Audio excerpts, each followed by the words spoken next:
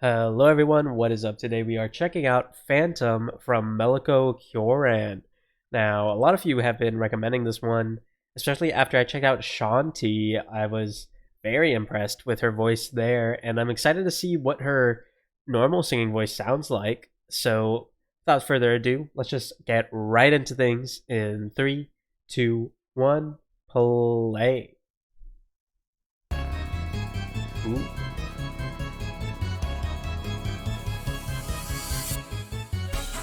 Ooh, alright.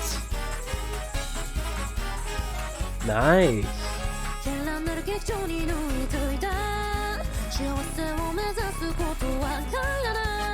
Ooh, nice. We're already getting a that I want to say vibrato in that presentation of her voice there, but it was just a slight bit wavery, but it was very obviously intentional, and that sounded very nice there.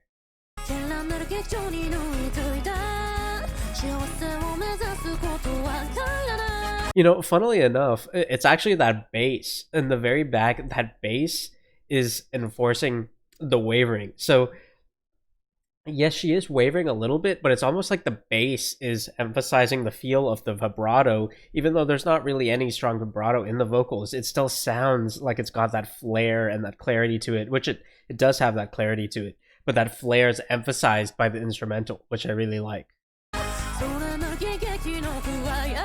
Ooh, nice. Ooh, that was smooth. Mm. Ooh. An interesting beat there. We had a little bit of a transition there with this brass sort of lick that was introduced, and then we went into a bass-centric instrumentation that kind of switched up the rhythm. It feels more jazzy here.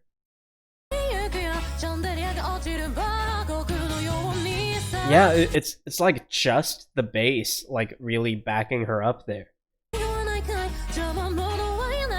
Obviously we have horns, but still.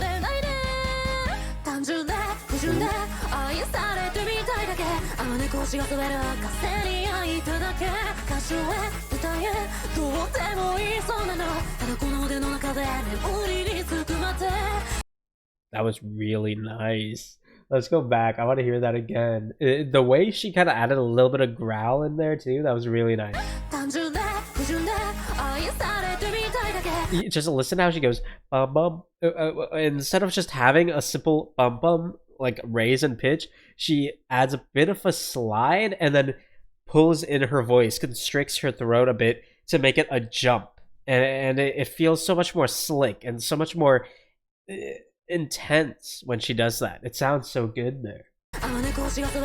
That growl there too. Nice. And don't even get me started on those backing vocals that they're up high, but they're much lower in the mix, and they add so much more to the intensity, because obviously we're still having that bass-centric instrumentation, and that doesn't, while the bass is great for keeping that support, keeping that foundation to the song, it's really those backing vocals that are adding the intensity. Because if she was just and obviously the horns as well, the horns definitely help for the intensity, but with just the central main vocal, it's just a pleasant song over a nice solid foundation. But by adding the horns and the backing vocal, you add intensity, you add drama to the vocal, and that sounds really, really nice. Ooh, and this change to this whisper vocal here. That was so nice. I really like the way she attacks her R's. The way she attacks them, from going from like an open vowel into that R consonant. It's not necessarily like rolling her R's, but it's very fluid. It's a very consistent and fluid. I think the consistency is what really like catches my attention, because we heard that in the introduction to the song. We're hearing it again here. It's always something to latch onto, and normally that's just an introductory lick into a segment of the song, but having that hook, it helps so much. Nice.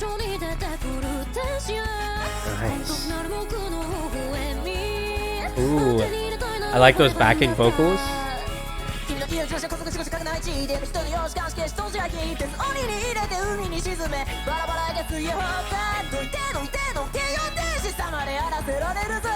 It sounds like a different person. That's insane.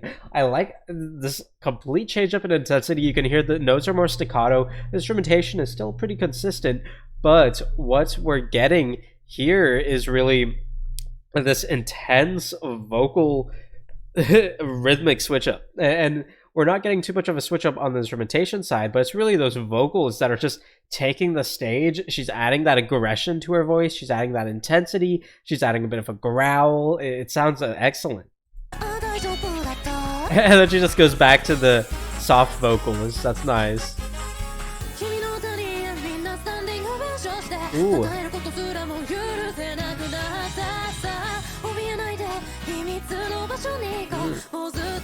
Oh, nice. That was nice. We got an instrumentation cutout, very short cutout, and then immediately followed by the bum bum bum bum, just a direct tonal staccato build-up. That was really nice. Let's go back a little bit.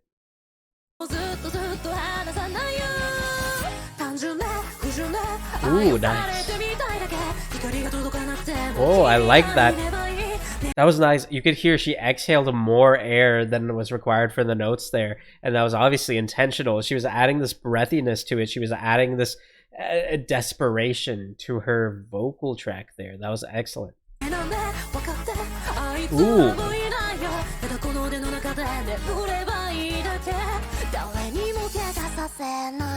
Mm.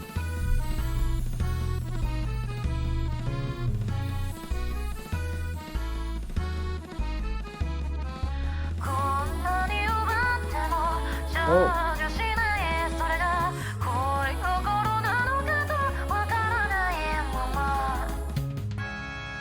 Mm.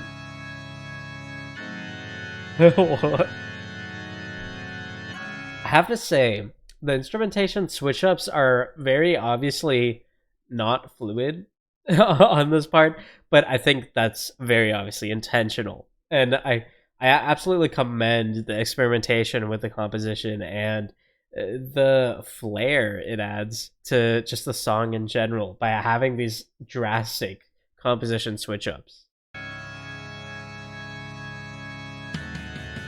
Ooh.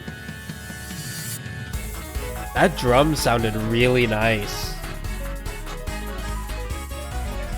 Ooh, that piano is going crazy. Oh, was that a trumpet? That, I think, let's go back. That might have been, I have to hear that again.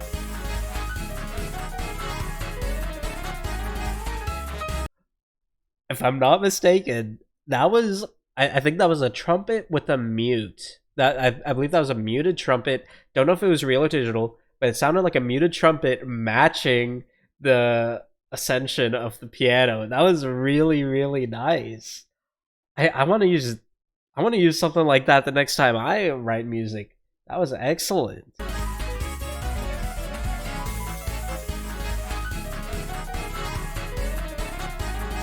That's awesome.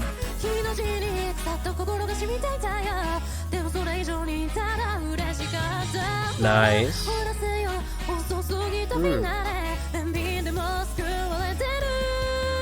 Nice. As the song progresses, she's adding more breathiness to her vocals, adding that desperation, adding that emotion.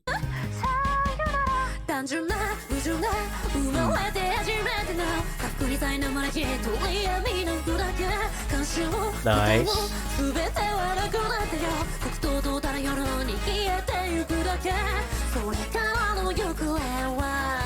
Ooh, nice. She transitions to that voice very fluidly. Nice. Ooh, alright.